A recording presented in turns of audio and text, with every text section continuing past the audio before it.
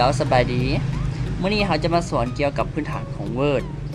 ที่มีหลายคนถามเข้ามาว่า Word หน้าเฮ็ดแนวใดแล้วตั้งค่าแนวใด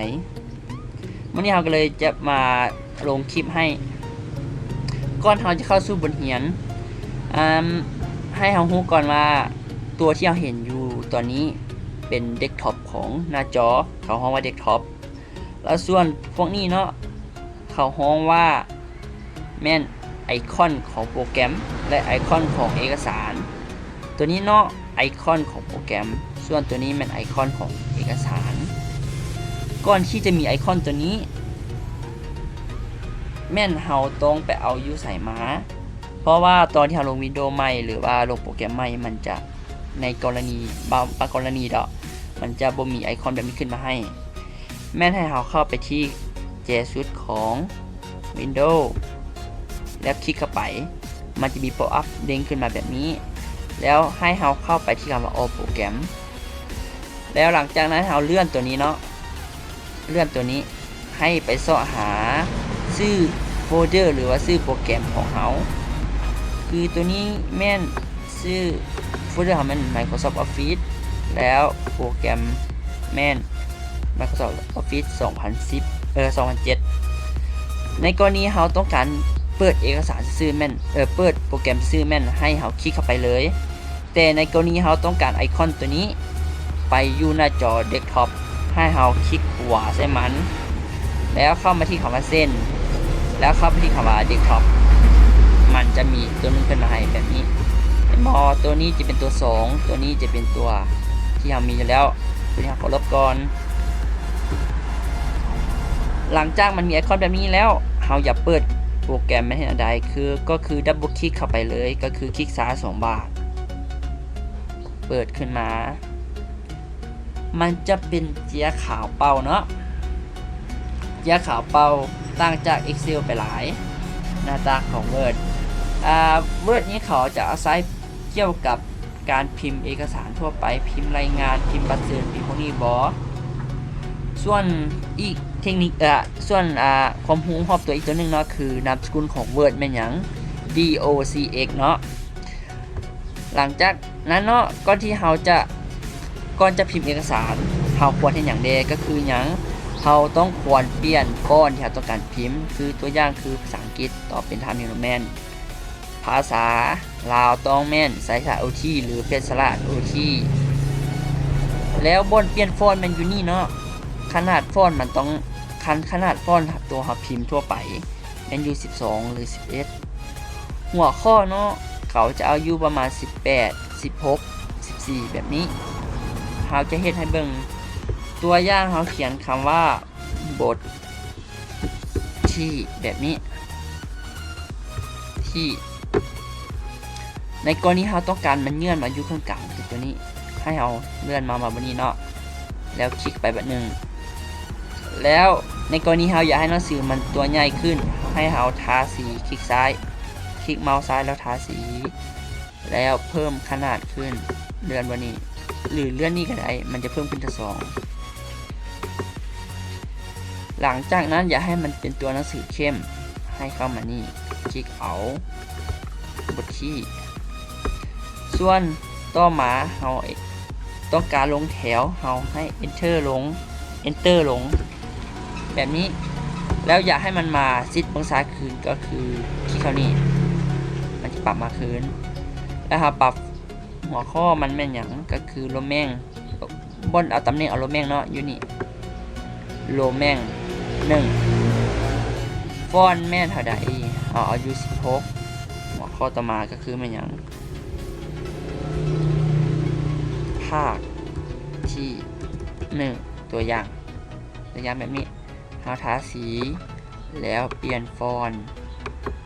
แบบนี้ปรับขึ้นอีก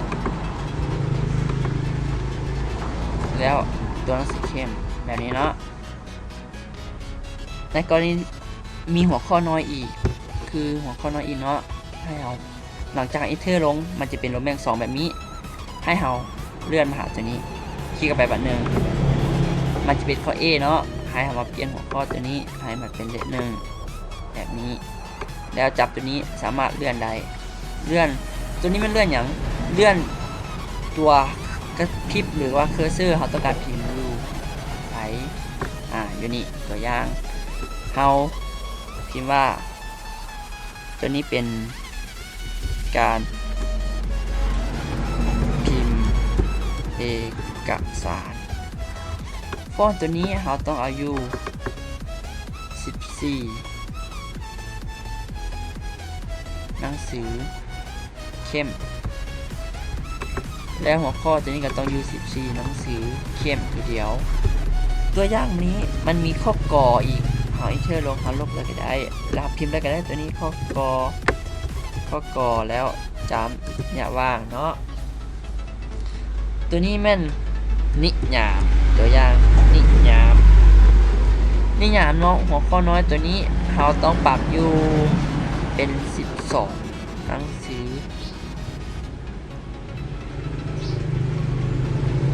ทั่วไปหรือเข้มก็ได้ใส่หนังสือเข้มตัวนี้เราใส่หนังสือเข้มหรือโบเข้มก็ได้แต่เราอยากให้มันเข้มคันเราบ่ใส่มันเข้มเนาะให้เราปรับตัวนี้ให้เป็นสัญลักษณ์ต่างคืออย่างข้อกอขีดกองบอแบบนี้นิยามแต่ตัวนี้เราจะใส่แล้วกันเนาะตัวนี้แล้วตัวอย่างมันมีข้อน้อยอีกวันหนึ่ง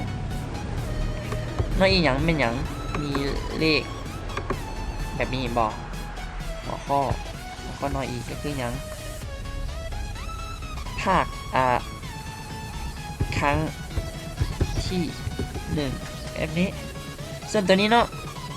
ให้เราปรับตัวนี้เป็นอยู่12หนังสือทั่วไป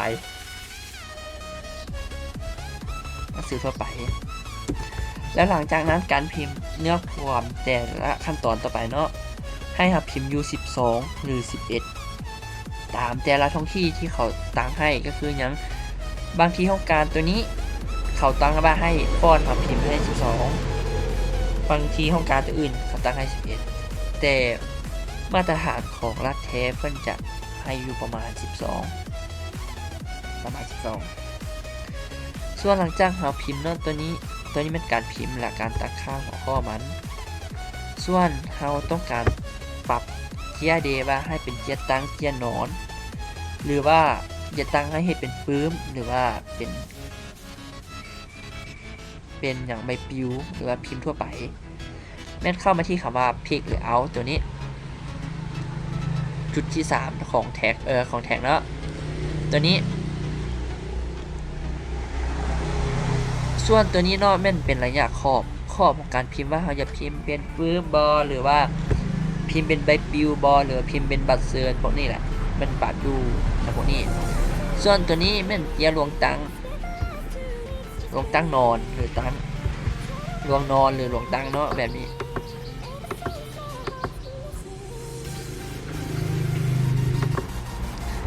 ลวงตั้ง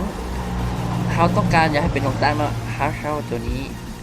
ถ้าเขาต้องการเป็นลวงนอนเขาวันนี้คือเขาปรับไปปรับมาได้ส่วนคือตัวนี้แม่นขนาดของเจียที่เขาต้องการพิมพ์ก็คืออย่างมีเจีย A3 A4 A5 B4 แบบนี้แต่ปกติของระบบของ Microsoft เนาะมันจะออกมาให้เป็น JAC อยู่แล้วส่วนพวกนี้เนาะ